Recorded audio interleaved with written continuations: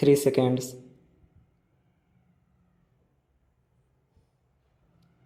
India's decision to suspend the Indus Waters Treaty marks a bold departure from decades of misplaced restraint. For too long, Pakistan has exported terror across the border with impunity, hiding behind international agreements that assumed basic good faith. That assumption has now collapsed. The Indus Waters Treaty, signed in 1960, gave Pakistan access to 80% of the river waters essential to its agriculture and economy. Even during wars, India honored its commitments, but Pakistan's persistent sponsorship of cross border terrorism, culminating in the latest brutal attack in Kashmir, cannot be answered only by diplomatic protests and empty warnings. A nation that sends militants across the border cannot expect its water lifelines to flow uninterrupted. Water is not just a resource, it is survival. Pakistan's agriculture, drinking water, and electricity generation all hinge on the rivers governed by this treaty. Suspending it sends an unambiguous message. Actions have consequences.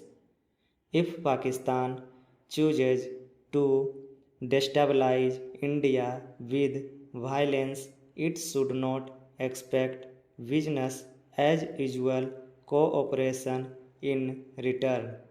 Those raising alarms about humanitarian fallout must also ask why Pakistan's priorities have remained skewed for decades. Instead of investing in efficient water use, reservoir capacity, or food security, Islamabad has poured resources into nurturing militant networks.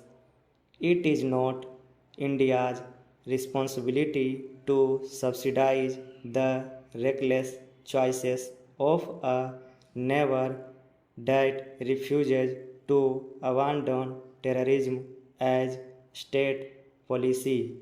India's move is rooted in a strategy, not emotion. Critics argue that India's infrastructure limits immediate diversion or control of the rivers.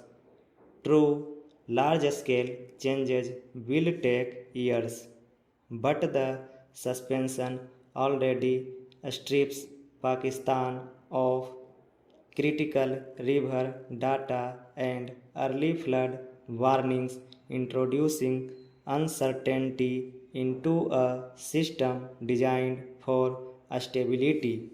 Over time, new dams and canal systems will allow India to fully exercise its sovereign rights under changing realities.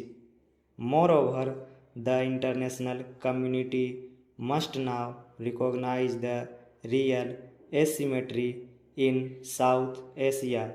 One country struggling to defend itself from persistent terror and another using agreements like this one as a shield while harboring extremism. India's action is not about provoking a humanitarian crisis, it is about forcing accountability where none existed. This is not a reckless move, it is a calibrated act of self-defense. India has not launched missiles or crossed borders. It is leveraging its natural advantages in response to an enemy that thrives on asymmetry. When faced with existential threats, nations must use every tool available to protect their citizens. Pakistan predictably calls this an act of war, yet it has waged an undeclared war for decades through terror, proxies, insurgents, and propaganda. If denying the benefits of a treaty meant for peaceful neighbors feel like war, it only exposes the depth of Pakistan's dependence and duplicity. India must stand firm. Suspending the treaty is not the end goal but a pressure tactic. It creates a space for serious international scrutiny of Pakistan's terror networks and reminds Islamabad that support for militancy carries real costs. For once, India is speaking in the only language Pakistan understands, the language of consequences.